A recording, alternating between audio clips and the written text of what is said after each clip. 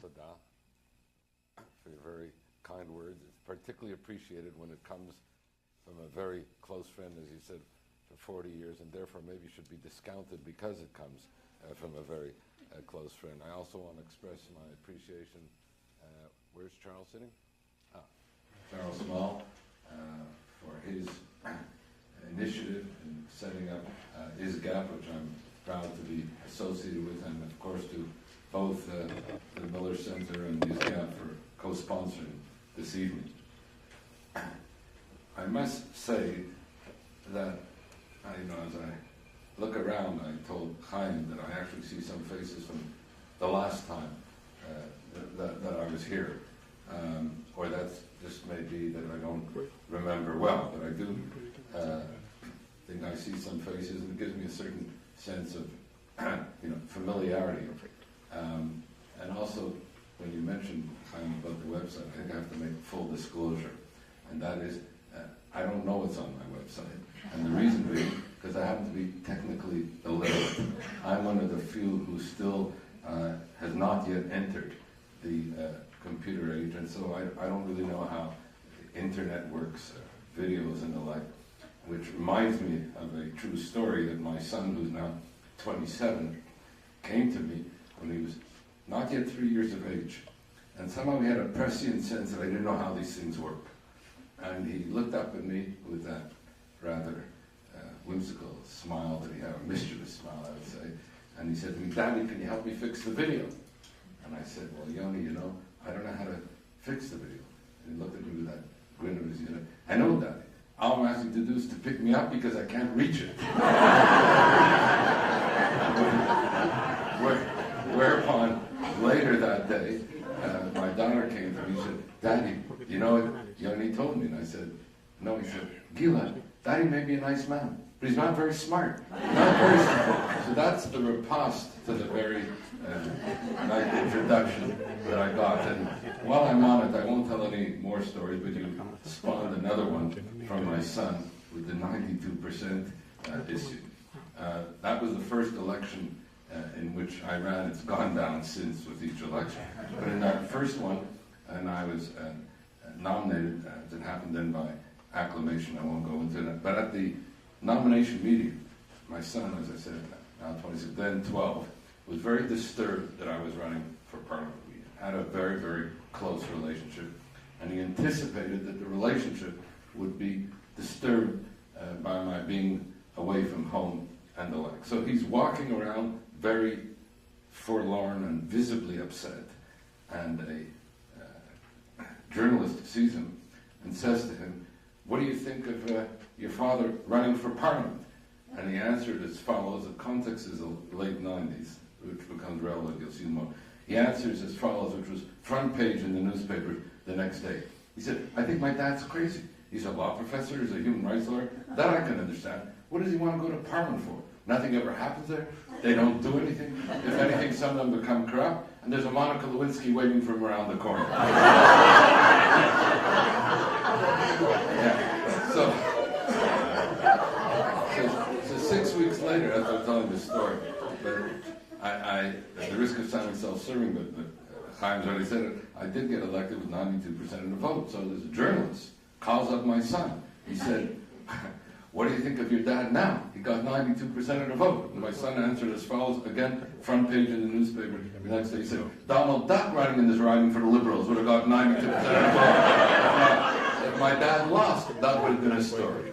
So you see that I have a humbling presence and in my midst. And that's why when I remarked about, I thought I saw some familiar faces. If you noticed me hesitant for a moment, is because the same son feels that I'm less and less recognizing people whom I should know.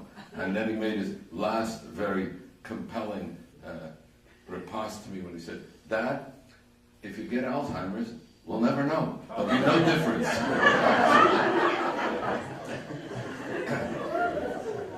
Okay, now next time you might want to invite him. He really is a very funny kid. I'm pleased to really be here to participate in what I take to be the common cause which brings us together.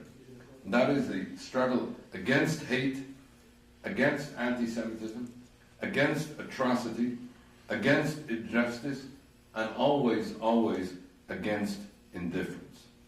As it happens, I recently participated in the largest ever interparliamentary delegation that went to Auschwitz, a death camp Auschwitz, on the occasion of International Holocaust Remembrance Day on January 27th, which this year also marked the 69th anniversary of the liberation of this most brutal extermination camp of the 20th century.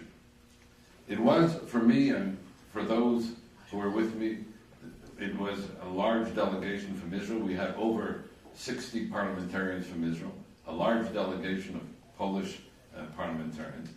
And it was, for all of us, and I think in particular the Israeli component, a rather moving, I would say, memorable, but very, very painful visit, bearing witness really to horrors too terrible to be believed, but not too terrible to have happened. And I recall, this is my second visit to Auschwitz. The first time I was there was in 1962. I was then a law student, and Canada used to have these summer fellowship programs to different countries every year. That summer it was Poland. We were there for 3 months. One day was at Auschwitz, and the thing that I remembered always from that trip is you would never know from the tour guide, the person who took us around, that any Jews were killed in Auschwitz. You heard about Poles and Russians, no reference to Jews. This time when I went into the first barracks, it stated clearly that from 1942 to 1944, 1.3 million people were murdered here at Auschwitz. 1.1 million of them were Jews, reminding us of Elie Wiesel's dictum, as he put it, that the Holocaust was a war against the Jews, in which not all victims were Jews, but all Jews were targeted victims. At the end of the day, after we had been in Auschwitz and Birkenau, all the parliamentarians gathered for a discussion in Krakow. And one of the things that came up in that discussion was that we should reaffirm a declaration called the Never Again Declaration that was drawn up during the time of Ahmadinejad's presidency because of the state-sanctioned incitement to hate and genocide in Iran at the time. I mentioned to them that it would be hard to reaffirm it because it related only to Ahmadinejad, and Ahmadinejad was no longer president. And so someone said to me, why don't you draw up a Never Again manifesto for parliamentarians, not limiting it to Iran, but the lessons from being here today. And so I've done that, and I'm going to unveil it for the first time this evening. I only unveiled it first with my caucus this week in Parliament, actually yesterday. And I'm only going to excerpt from those parts of it which have a particular reference to our subject matter this evening. And I'll do that as we move to a close in the last part of my remarks. As it happens, we're meeting also on the eve of the resumption, yet another round of talks between the P5+1, the 6 world powers, and Iran with regard to their joint agreement, joint plan of action, purportedly in order to counter the Iranian nuclear threat. But if one looks just at the statements of this week alone, I'm talking about in the last 3 days, as they are about to resume talks, it is clear that the P5+1, let us say represented by the United States, and Iran have an entirely different understanding of the same agreement that they both signed on to. And so, Secretary of State Kerry stated that there is no question that the agreement prohibits any right to enrichment for Iran. In fact, he says this is prohibited under the Nuclear Non-Proliferation Treaty and the like. Yet, at the beginning of this week, Iranian leaders said, and repeated it again, that they have an inalienable right to enrichment, and invoked the Supreme Leader Khamenei that they will never surrender this right to enrichment, and that's a red line, as they put it. Actually borrowing, interestingly enough, the metaphor of Netanyahu, now being used by the Iranian leadership. And so it went. The U.S. said that Iran would have to dismantle its centrifuges that drive the enrichment, and Iran said not only would they not do that, but they in fact had a new set of centrifuges that were 15 times more powerful. The United States said that the agreement called for the dismantling of the nuclear infrastructure. And Iran, of course, said the agreement doesn't call for any. I can go on. I've been able to identify 10 major points of disagreement with respect to an agreement they allegedly both have come to. And so when one looks at the situation now with regard to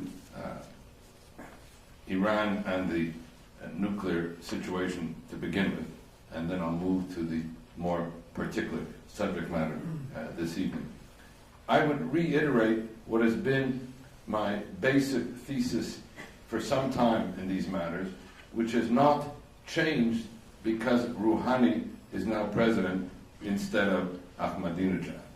The rhetoric has changed. The incendiary and inflammatory presentations are not as they were. And we have what The Economist first called in the summer an unprecedented and remarkable charm offensive by Rouhani, which was on display, of course, in the UN General Assembly in November, a display last month in Davos, where he was referred to as a rock star in Davos, and so on. But I'll still make the point. This supreme leader remains the supreme leader. Rouhani, like Ahmadinejad, were there at the behest of the supreme leader and would not have been there without the approbation of the supreme leader, Khamenei. And so my basic thesis is that Khamenei's Iran, and I use that term to distinguish it from the people and publics of Iran, who are otherwise the targets of massive domestic repression, that Khamenei's Iran constitutes, and has constituted for some time now, a clear and present danger to international peace and security, to regional and Middle East stability. One only has to think about the Iranian criminal complicity in what is happening in Syria and in the surrounding area, to Israel and the Jewish people, and increasingly and alarmingly so, to its own people. What we are witnessing in Khamenei's Iran is the toxic convergence of four distinct yet interrelated threats: the nuclear threat, the terrorist threat, the incitement threat, and the domestic repression threat. Let there be no mistake about it. Iran has been and continues to be in standing violation of international legal prohibitions respecting a nuclear weaponization program, beginning with the prohibition on the matter of enrichment, which Iran repulses and said, as I mentioned, they have an inalienable right to enrich. Iran has been characterized by the U.S. State Department as well as others as the leading global sponsor of international terrorism. That has become an understatement. It's not just a sponsor of international terrorism, it's actually a participant in that international terrorism, which has undertaken now a global involvement, of which Syria is only one manifestation of it. Iranian terrorist attacks from 2011 to 2013 spawned 5 continents. And while the attacks may not have been directly carried out by Iran, the Iranian fingerprints were all over these terrorist attacks. The third, on the matter of incitement, and I can best cite a unanimous finding and conclusion of law by the Canadian Parliament. And I have to say, our Parliament is becoming increasingly adversarial, not unlike the American Congress. So to get a unanimous finding on anything is a rare occurrence these days. But the Canadian Parliament determined back in 2010 that Iran has already committed, I repeat, already committed the crime of incitement to genocide prohibited under the Genocide Convention. And as to the fourth threat, in the matter of domestic repression, that Iran is engaged in what I would call systematic and widespread violations of human rights that in many instances constitute crimes against humanity, against its own people.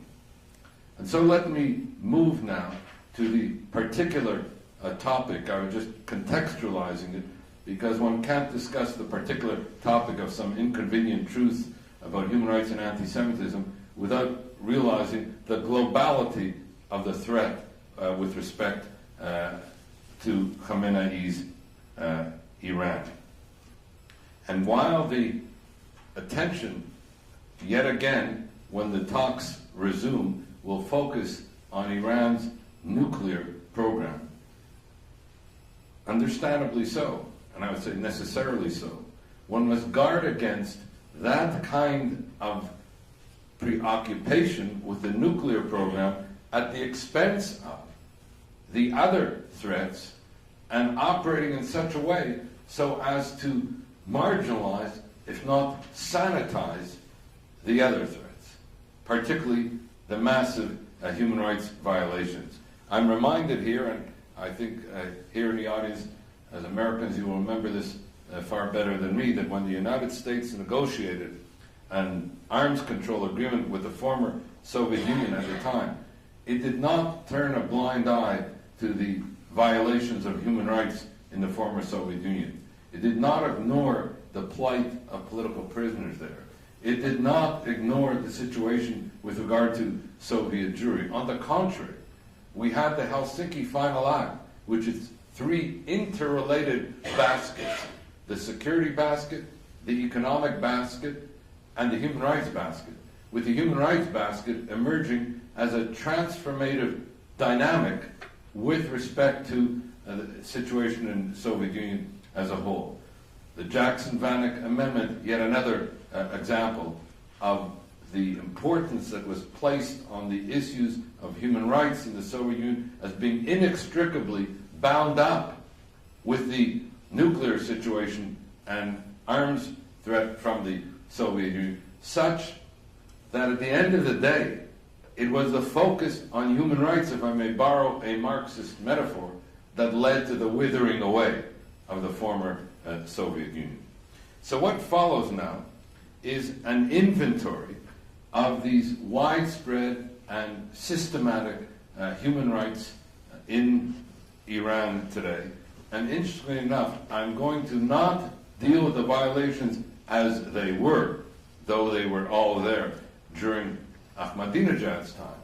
I'm going to deal with them as they are now in Rouhani's time. And you will see not only that they have not abated, but that in some instances they have in fact even intensified. Leading back to what I originally said, that if you want to understand the Iranian leadership and its theocratic character, then you have to begin with the supreme leader, Khamenei, and from that everything else follows. Let me begin with the question of executions. Prior to Rouhani's ascent to power, Iran had the highest per capita rate of executions of any country in the world. Since Rouhani came to power, that rate of executions, already the highest, has even intensified. When Rouhani was at the United Nations General Assembly in November, then described widely as the Rouhani charm offensive at the time, 30 Iranians were executed in that week alone. You didn't read a thing about it. In the month of January 2014, 83 Iranians were executed. I suspect that very little has been read by you about that as well. And so you have a situation that the charm offensive has become the kind of framing of the way we should be looking at Iran, and people are not looking behind the charm offensive to see what in fact is happening. And so on the first issue and on the first question, will Rouhani, I'm going to give you test questions which you can use as test indicators with regard to each of these sets of human rights. Will Rouhani declare an immediate moratorium on executions and commute all current death sentences? Because as we speak, I can go through the list of those that are on death row, be they Kurds and the like. This is what we have now going on in Iran. Second, torture. The UN Special Rapporteur on Human Rights in Iran, who has already sent a draft report of his latest report to the leadership in Iran, which has already rejected it outright. But I met not too long ago with Dr. Ahmed Shahid, who has documented the horrific treatment in previous reports that political prisoners endure. Dr. Shahid found that physical torture, including beating, whipping, and assault, occurs in 100% of the cases. 100% of the cases. Sexual torture, including rape, molestation, and violence to genitals, occurs in 60% of the cases. And psychological and environmental torture, including solitary confinement, are also, as he put it, highly prevalent. And so the question again, will Rouhani put an end to the widespread use of torture by Iranian officials under his and Khamenei's watch, which constitute, in effect, crimes against humanity against their own people? Number three, political prisoners. We read in the run-up to Rouhani appearing at the UN General Assembly in November, some 12 political prisoners were released.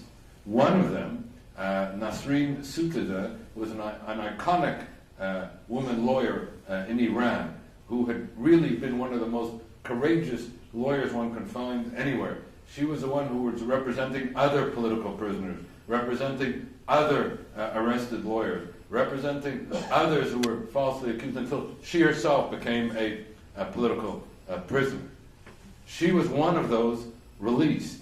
And so what you found was headlines about the release of the iconic political prisoner, Nasrin Sotoudeh, whom I represented under our global Iranian political prisoner program, which I chair with Senator Kirk here in the United States, a U.S. Canada global Iranian political prisoner program where congressmen and Canadian parliamentarians are invited to take up the case of a particular political prisoner and mobilize kind of global advocacy on their behalf. We borrowed this from the Soviet Jewry movement and the advocacy that took place then. Nasrin Sotoudeh was one whom I was representing, and she was released. What is not known is 2 weeks after she was released, her home was vandalized. What is not known was that her husband has been rearrested. What is not known is that she still is subject to threats and the like. But what is most important is that there are still hundreds and hundreds of political prisoners cutting across the whole range of Iranian civil society. I'm referring to leaders of ethnic and religious minorities, trade union leaders, academics, students, artists, religious leaders and the like. The entire leadership of Iranian civil society, the major leadership, are still political prisoners. And if one looks at the words of Iranian Nobel Peace Laureate Shirin Ebadi, as she put it, nearly all of the opposition activists in prison before Rouhani was elected are still in prison. And one of the disturbing factors about this, which as well you don't read about it, is that when we call on Rouhani to put an end to this criminalization of innocence and those that prosecute and persecute the innocent who should be held to account, what is not known, and it's I think a revealing expression of Rouhani's leadership, is that Rouhani's appointee as justice minister is Mustafa Pur Mohammadi. Mustafa Pur Mohammadi is not a household name for you, but it is to the Iranians themselves, the families of political prisoners, the families of those who have been murdered. And I was in Paris in October when a memorial meeting was held by the families of those murdered, including the fact that Pur Mohammadi is responsible for the murder of 5,000 Iranian dissidents in 1988 during the reign of terror at the time, which resulted in the Canadian Parliament becoming the first and as yet the only parliament in the world to have declared September 1st Iranian Political Prisoner Day to express our horror, really, at this mass murder and to call Mohammadi to be brought to account. And so the question then becomes, what will Rouhani do about the political prisoners? Will he release them as he undertook to do, and will he stop detaining new ones? Brings me to the fourth, and I'll start to move more quickly, the fourth major violation, and that is the prosecution and persecution of the Baha'i. As we meet, all the Baha'i leadership is in prison. The Baha'i constitutes the largest religious minority in Iran, some 300,000. But the leadership in Iran, prior to Rouhani, but continuing with Rouhani, and at the behest of Khamenei, effectively wages war against the Baha'i. They're routinely imprisoned for practicing their faith. I mentioned about the leadership being imprisoned. The 7 major Iranian leaders were all sentenced, as now they're in their 60 years, to 20 years in prison, which at their advanced age amounts to a virtual death sentence. And despite Rouhani's sort of rhetorical overtures for greater tolerance for religious minority, the Iranian Supreme Leader Khamenei issued a fatwa some 4 months ago, calling on Iranians to avoid any interactions with members of the Baha'i faith, whom he described as, quote, a deviant and misleading sect, as a result of which the Baha'is are systematically targeted, assaulted, etc. I could spend the whole evening just on the plight of the Baha'i alone. Leads me to the fifth indicator, and that's the persecution of other religious and ethnic minorities. In a word, the Iranian state also incites hatred and violence against other minorities, violating their political, social, religious, cultural, linguistic, and educational rights. Amongst these abuses, minority schools and houses of worship have been closed or destroyed, and members of minority groups, not talking now about the Baha'i, such as the Kurds, the Awazi Arabs, Christians, and Baloch, are imprisoned on such spurious charges as, quote, spreading corruption on earth, and right now there are some 40 Kurdish prisoners alone who've been sentenced to death for a quote-unquote national security crime such as muharaba, enmity against God. The Iranian-American pastor Saeed Abedini, whom Obama finally, belatedly, brought up recently, and who was sentenced on trumped-up charges to 8 years in jail, has been transferred to an even more dangerous prison where he faces life-threatening conditions. And so, will Rouhani end the oppression of the Baha'i? Will he end the oppression of other minorities? Let me continue and move more quickly. Persecution of women. What you have here is widespread and systematic discrimination, a persistent and pervasive assault on women in Iran. You have persecution of lesbian and gay people. Iranian law not only criminalizes same-sex relations, but allows the courts wide discretion in sentencing them, including not only corporal punishment, but in fact capital punishment, a death sentence. The persecution of journalists and the assault on free speech.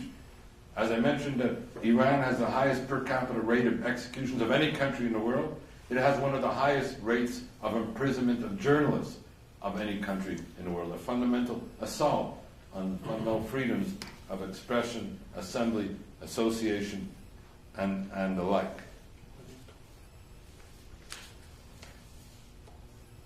Let me just close by making reference to just several others very quickly. A fundamental violation is an ongoing assault on the rule of law and on the independence of the judiciary. Simply put, there is no independent judiciary in Iran, and the entire legal system is designed to enable and enforce the regime's massive repression of human rights. And so, lawyers representing political prisoners have their licenses revoked or become political prisoners themselves. 9 major governmental ministries responsible for the rule of law and the administration of justice have become sanctuaries for the human rights violators themselves. And I can go on. Poor Mohammadi, the Minister of Justice, is one example. We had the denial of political rights in the manner in which Rouhani was elected in an election that was clearly neither free nor fair. And there is, as Dr. Shahid put it, a reigning culture of impunity in Iran. Not only is poor Mohammadi a case study, but you can look to the defense minister, also appointed by Rouhani, Hossein Dagan, who has ties to Hezbollah and has been implicated in the 1983 bombing of the U.S. barracks in Beirut. And again, one can go on in terms of the culture of impunity, give a whole lecture on that. Let me now move, and with this I'll move to a close, to the whole issue of incitement to hate and to genocide in Iran. What one has to appreciate, and perhaps it's not always understood, and one has to contextualize it so that one appreciates it. The culture of hate and incitement to genocide in Iran is state-sanctioned and state-orchestrated. It emanates from the supreme leader. When you had Ahmadinejad with his incendiary and inflammatory rhetoric, one didn't always appreciate that he would end up quoting the supreme leader Khamenei with respect to the incendiary incitement to hate and genocide that he was engaged in. A second thing is, it takes place in a non-democracy. It takes place in a theocratic dictatorship. So the American notion of more speech to combat the hate speech simply doesn't exist and doesn't apply. And it is not only hate speech, it's state-sanctioned incitement to hate and genocide. Let me just give you some examples to this state-sanctioned incitement to hate and genocide, because what we have had is a critical mass of that culture of hate that cuts across all parts of the Iranian leadership. And so the incitement to genocide, the crime whose name we should even shudder to mention, is, I would say to you, without parallel or precedent, even when compared to the incitement that took place, let us say, in Rwanda, or even that took place with regard to the Nazis. And that is why the Canadian All-Parliamentary Committee stated that Iran had already committed the crime of incitement to genocide, prohibited under the Genocide Convention. It goes through 4 stages. That's how it has been, and that is now how it is. The first stage is what is called the stage of the delegitimization, delegitimizing the state of Israel, but also delegitimizing the Jewish people, capped by the statement by Khamenei at the beginning of the 21st century, on January 2000, I think it was January 4th, 2000, when he said, there's only one solution to the Middle East problem, namely the annihilation and destruction of the Jewish state. Interestingly enough, he did use the words Jewish state. Normally it's a Zionist entity. But I guess for emphasis, in this instance, the words used were Jewish state. Relating to what I said, the delegitimization, and that is an understatement, of both the state and the people. And then one of many statements of Khamenei that I can quote, referring to this delegitimization underpinned by anti-Semitic tropes. Listen to the following. What are you? A forged government and a false nation. They gathered, the Jews, wicked people from all over the world and made something called the Israeli nation. Is that a nation? All the malevolent and evil Jews have gathered there. Those Jews who went to Israel were malevolent, evil, greedy thieves and murderers. This is not Ahmadinejad speaking. This is the supreme leader, Khamenei. Second, precursor to genocide, from delegitimization to dehumanization. Here, what you have is the dehumanization of Israelis and Jews through the use of epidemiological metaphors reminiscent of the dehumanization of the Tutsis during the genocide in Rwanda, and even that which took place with regard to the Nazis. So just as the Jews were labeled as vermin by the Nazis, or the Tutsis were labeled as cockroaches by the Hutus, so too have Israelis and Jews been dehumanized and labeled in Iran, and for each of the things that I'm saying, I have the footnote of authority and wrote an article about it. But listen to some of these epidemiological metaphors. A filthy germ, a savage beast, a cancerous tumor, a stain of disgrace on the garment of the world of Islam, a stinking corpse, a cancerous bacterium stuck in a cesspool created by itself and its supporters, like cattle but more misguided, a rotten dry tree, an unclean regime. I can go on. You get the picture here of this notion of dehumanization. And then comes the third. We move from delegitimization to dehumanization to demonization. And here dehumanization coupled with demonization accomplishes the dual purpose of making the would-be victim, the Jew, appear not only to be less than human, if not subhuman, but also to appear more threatening, thereby providing, in the classic sense, the warrant for genocide. So you get rid of this subhuman, who at the same time is threatening, and you have a combination here of the dehumanization, read the subhuman, and the demonization, read the satanic qualities, and the warrant for genocide in that regard. There are other quotes which I'm just going to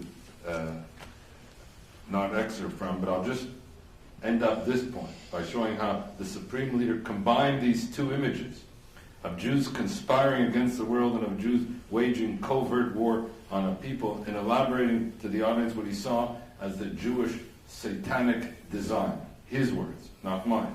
And I quote, "The occupation of Palestine by the Jews is part of a satanic design by the world-dominating powers to weaken the solidarity of the Islamic world and to sow the seeds of disunity amongst us." And so it was that this took us into what I've just told you was all before 2012. The critical mass, unparalleled in its intensity and in its volume, occurred in the year 2012. I'll just excerpt from some of them. The genocidal incitement included in August 2012 alone. President Ahmadinejad's call to, quote, "remove the Zionist black stain from the human society," adding that the very existence of Israel is an insult to humankind and an affront to all world nations, and requiring the wiping out of this scarlet letter from the forehead of humanity. You know, if you go through, as we did in Auschwitz, the barracks, you will find a remarkable symmetry with respect to screenings there of statements made by Hitler and Goebbels and others, referring also, to the Jew in a satanic way and saying that mankind, and being the enemy of humanity, and that mankind can only be redeemed with the death of the Jew. Incredible parallelism. I mention this because all the statements in the barracks came from first Mein Kampf in 1924, but from the 30s. 35, the world then could have awakened, did not awaken. In August, Ahmadinejad as well, and in a speech to ambassadors of Islamic countries, with the support of Khamenei, declared that anyone who loves freedom and justice must strive for the annihilation of the Zionist regime in order to pave the way for world justice and freedom.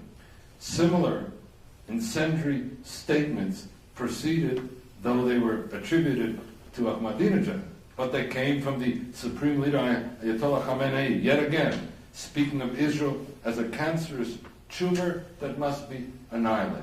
August 2012.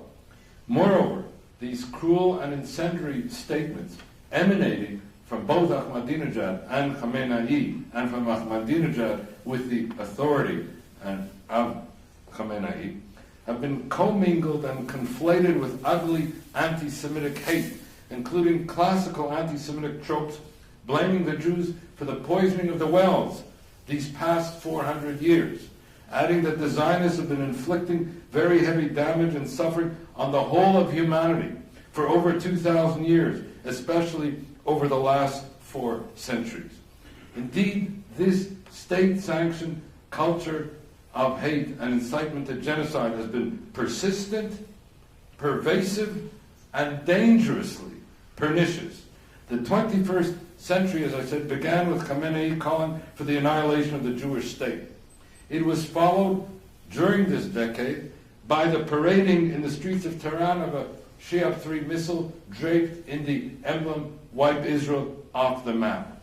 It has continued with the use of these epidemiological metaphors referring to Jews, as I mentioned, as filthy bacteria and the like. Just this past week, the Speaker of the Iranian Parliament referred to Israel as a cancerous tumor. When Ahmadinejad said it, you heard about it. When the Speaker of the Parliament says it, you don't hear about it. When Khamenei reaffirms it, and when the Speaker of the Parliament invokes Khamenei in saying it, we're not hearing anything because the charm offensive has overtaken everything. And so the question then becomes, I have here a whole series of statements of what has happened just in 2013 alone from every leadership component in Iranian society, whether it be the Iranian Revolutionary Guard Force, I can go on. Leaders of the parliament, all engaged in this kind of incendiary and incitement to hatred and genocide. I recall here Jose Maria Aznar, a former Prime Minister of Spain, who wrote a year ago, said that he recalled meeting Khamenei during his time in office in October 2000. And I quote what he says: "Israel to him was a kind of historical cancer, an anomaly, a country to be put in flames and condemned to disappear," Aznar said. Khamenei said very clearly that Iran must eliminate Israel and wipe it off the map. And he says how he was struck by the intensity and commitment of Khamenei to, in fact, carry out the genocide. More recently, on November 20th, 2013, Khamenei told an assembly of some 50,000 Basij militiamen that Israel was ready to fall. Quote, "The Zionist regime is a regime whose pillars are extremely shaky and doomed to collapse. The Israelis," he said, "should not be called humans." And most recently, Israel, again, Khamenei. Israel is a sinister, unclean, rabid dog of the region. In Islam, dogs are traditionally seen as impure. Adding the modifier rabid leaves only one interpretation about what the fate of this dog people should be. And so the question becomes, with this I close, what then can we do and what must be done? it seems to me that the whole approach to Iran that is focusing, understandably, as I said, and necessarily so, on the nuclear issue, is allowing the massive human rights violations, the massive state-sanctioned incitement to hate and genocide, the ugly anti-Semitic tropes, not only to pass without comment, but in fact to sanitize them in the marginalization and ignoring of them. And so here, and for sake of time, just an itemization of what an action plan must be with regard to Iran. 1, we must expose, unmask, and hold Iran accountable for the critical mass of violations of human rights and international law, which includes the acceleration of the nuclear weaponization program in continuing standing defiance of international law as we meet. The crime, as I said, of state-sanctioned incitement to genocide in violation of the Genocide Convention. The globalization of terrorist criminality targeting innocents, as I mentioned, across 5 continents, and the massive domestic repression. I find it astonishing that not one state party to the Genocide Convention, where it is clear that Iran has already committed the crime of incitement to genocide under the Genocide Convention, has yet to undertake any action, even such a modest initiative as referring the matter to the UN Security Council for deliberation and account. Not one state party has undertaken even that modest initiative, let alone other juridical remedies which remain available under the Genocide Convention.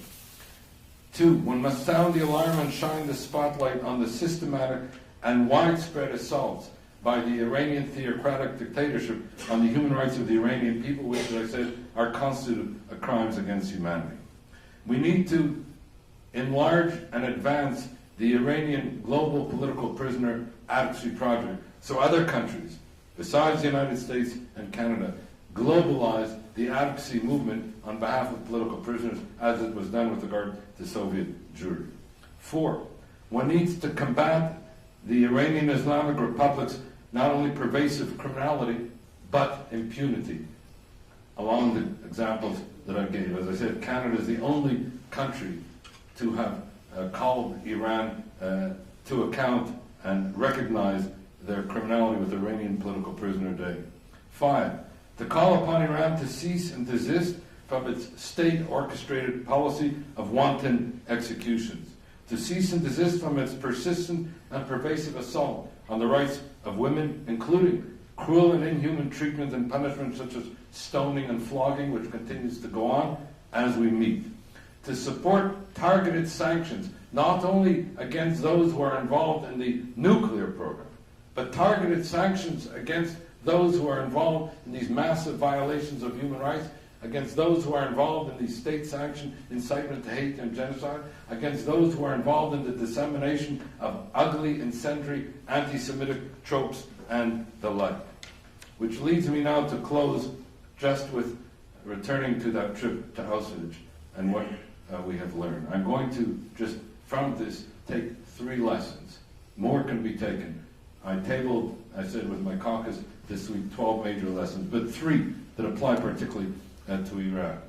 The first is that the enduring lesson of the Holocaust and the genocides that followed in Rwanda, in former Yugoslavia, in Darfur, is that these genocides occurred not simply because of the industry of death, and we were reminded painfully of that industry of death with the gas chambers and the crematoria. And I have to tell you that as soon as we exited from the barracks containing the crematoria, led by the Israelis, we broke into a kind of instantaneous Kaddish of mourning for the dead, with such pain that I have rarely experienced at that moment. And the understanding, as the Supreme Court of Canada said, and I'm quoting, that the Holocaust did not begin in the gas chambers. It began with words. These, as the court put it, are the catastrophic effects of racism. These, as the court put it, are the chilling facts of history.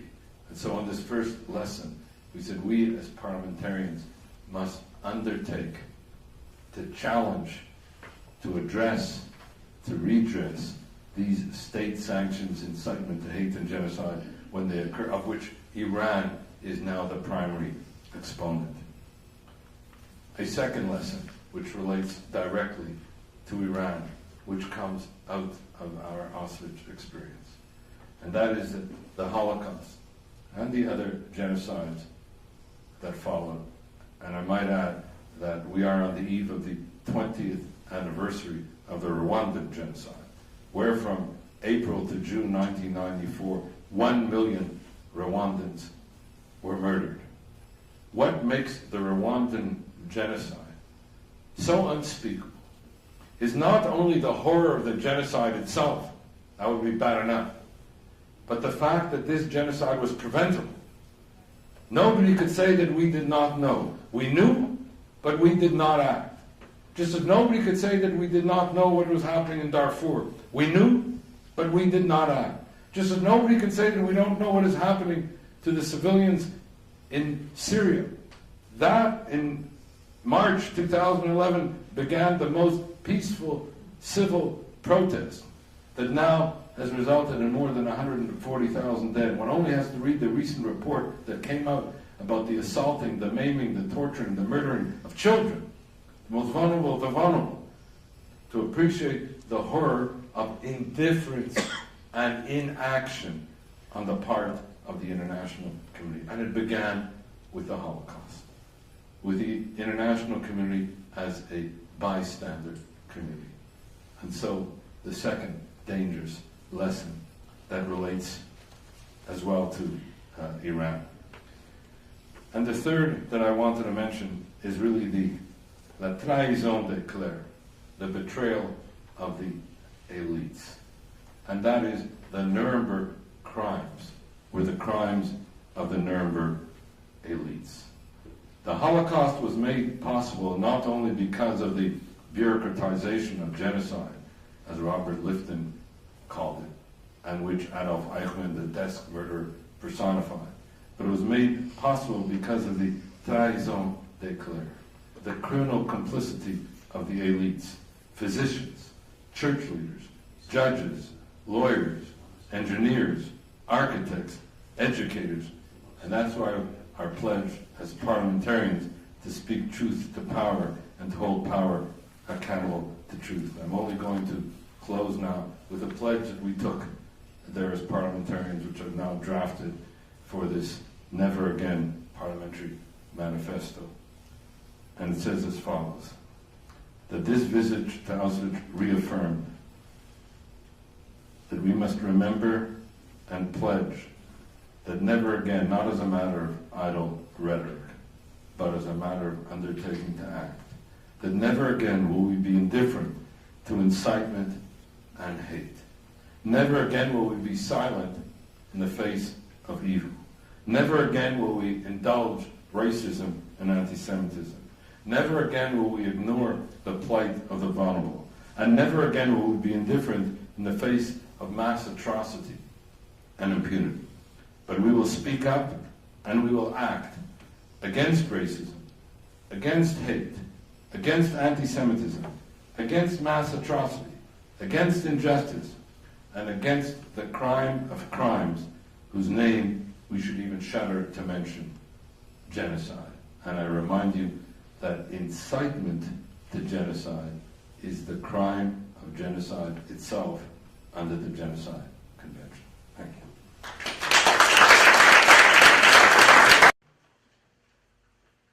I'm Tada for your very kind words. It's particularly appreciated when it comes from a very close friend, as you said, for 40 years, and therefore maybe should be discounted because it comes from a very close friend. I also want to express my appreciation.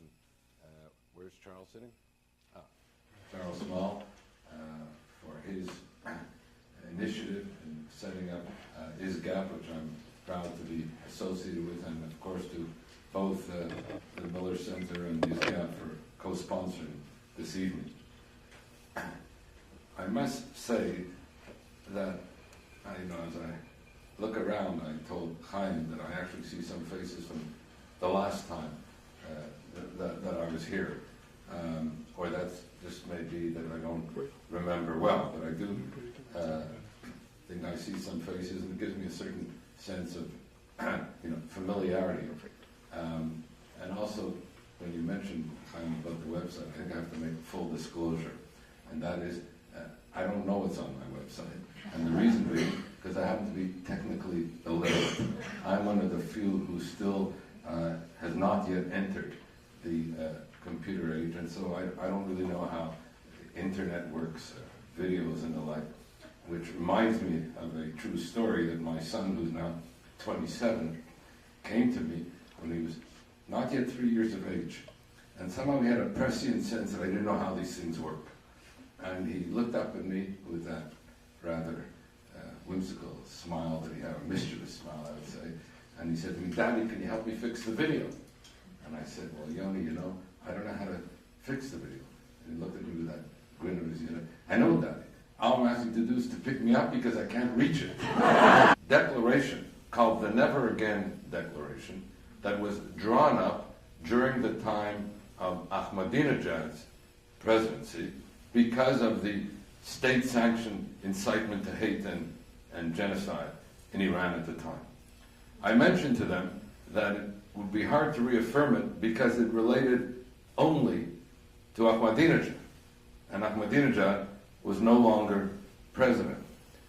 And so someone said to me, "Why don't you draw up a Never Again manifesto for parliamentarians, not limiting it to Iran, but the lessons from being here today?"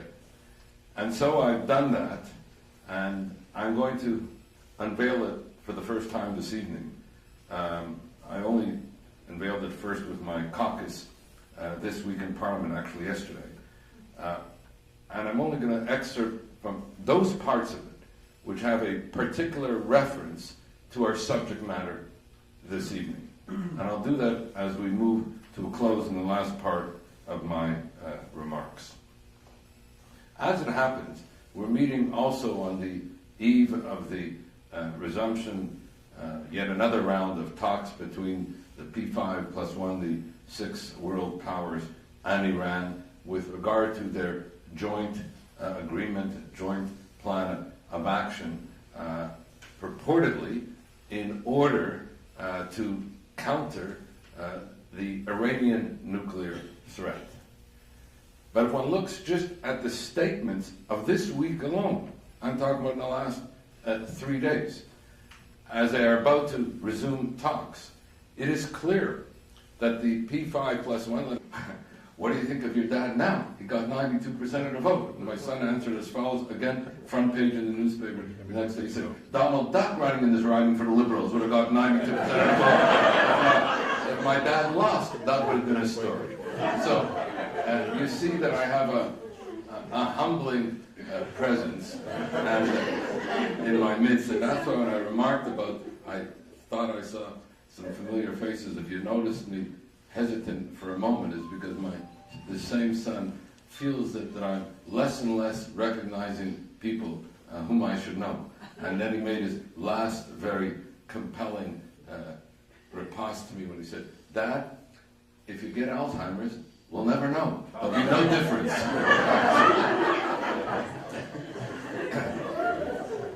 Okay, now next time you might want to invite him. He really is a very funny kid. I'm pleased to really be here to participate in what I take to be the common cause which brings us together. And that is the struggle against hate, against anti-Semitism, against atrocity, against injustice, and always, always against indifference. As it happens, I recently participated in the largest ever interparliamentary delegation that went to Auschwitz, the death camp Auschwitz, on the occasion of International Holocaust Remembrance Day on January 27th, which this year also marked the 69th anniversary of the liberation of this most brutal extermination camp of the 20th century. It was, for me and for those who were with me, it was a large delegation from whereupon later that day, my daughter came to me and said, Daddy, you know what Yoni told me? And I said, no. He said, Gila, Daddy may be a nice man, but he's not very smart. Not very smart. So that's the riposte to the very nice introduction that I got. And while I'm on it, I won't tell any more stories, but you spawned another one from my son with the 92% issue.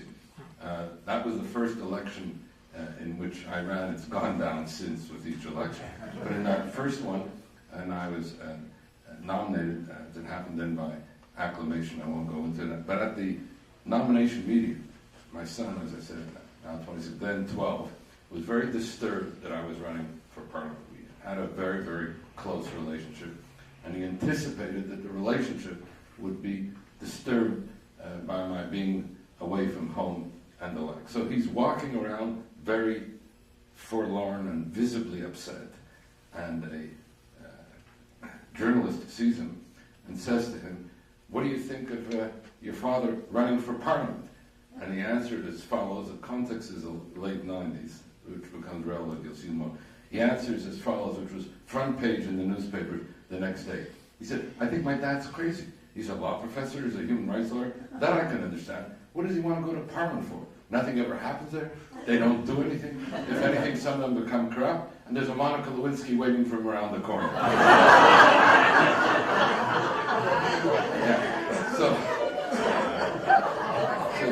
6 weeks later, as I'm telling this story, but I at the risk of sounding self-serving, but Chaim's already said it, I did get elected with 92% of the vote. So there's a journalist calls up my son. He said, in Israel, we had over 60 parliamentarians from Israel, a large delegation of Polish parliamentarians, and it was for all of us, and I think in particular the Israeli component, a rather moving, I would say, memorable, but very, very painful visit, bearing witness really to horrors too terrible to be believed, but not too terrible to have happened. And I recall, this is my second visit to Auschwitz. The first time I was there was in 1962. I was then a law student, and Canada used to have these summer fellowship programs to different countries every year. That summer it was Poland. We were there for 3 months. One day was at Auschwitz, and the thing that I remembered always from that trip is you would never know from the tour guide, the person who took us around, that any Jews were killed in Auschwitz. You heard about Poles and Russians, no reference to Jews. This time when I went into the first barracks, it stated clearly that from 1942 to 1944, 1.3 million people were murdered here at Auschwitz. 1.1 million of them were Jews. Reminding us of Elie Wiesel's dictum, as he put it, that the Holocaust was a war against the Jews, in which not all victims were Jews, but all Jews were targeted victims. At the end of the day, after we had been in Auschwitz and Birkenau, all the parliamentarians gathered for a discussion in Krakow. And one of the things that came up in that discussion was that we should reaffirm a